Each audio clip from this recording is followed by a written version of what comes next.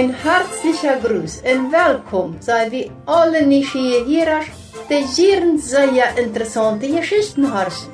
Wir wünschen Ihnen viel Freude beim Zuhören.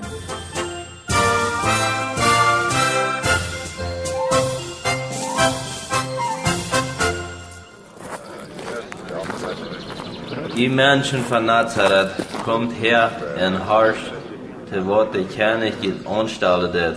Dort Volk soll geteilt werden. Jeder Bürger von diesem Land muss hingehen, wo er geboren ist. Bestimmt möchten diese nur recht keine Frieden. Aber wenn die ist geteilt sind, kann je weiter prägen.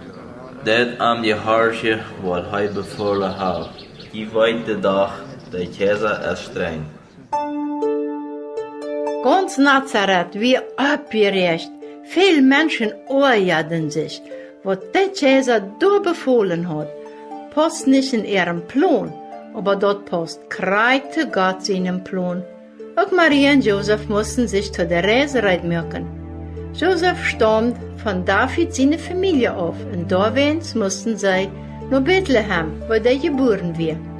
Mal eine Reise machen kann schön sein, aber nicht, wenn man 170 Kilometer zu Fuß gehen muss. Für Maria war der Weg besonders schwer, weil sie bald ihr erstes Kind kriegen wird. Sie wusste, dass sie bald die Mutter von Gott seinen sehen worden wird. Ein Engel hat und auch Josef diese gute Nachricht gesagt. Jesus, der Heiland von der Welt, dort wird Gott sein guter Plan. Der Reise nach Bethlehem will schien nicht zu eng gehen. 5 Tage wären sie all auf dem Weg. Maria und Josef haben sich diesen Weg nicht selbst ausgesucht, aber dort gehört zu Gott seinem Plan. Und dawegs wären sie auch willens, dem zu gehen. Als sie in Bethlehem wären, wurden sie sehr enttäuscht. Alles ist voll, keine Stuhl ist frei. Früh unerwähnt nur. Gut wieder, hier ist nicht Raum für ihn.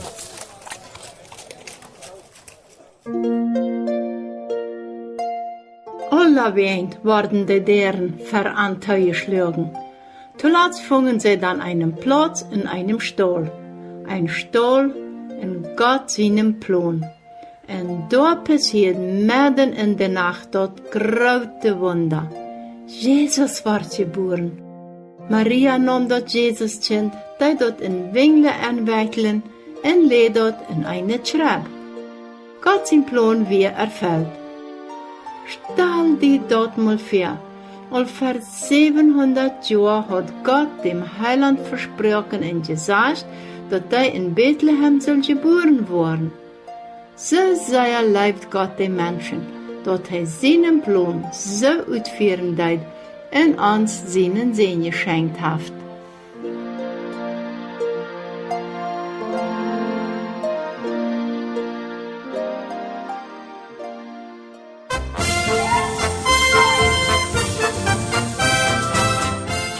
Das ist einfach vom interessanten Geschichtenprogramm.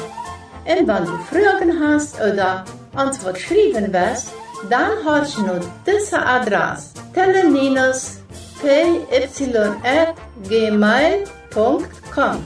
Und nochmal buchstabieren wieder: teleninos@gmail.com.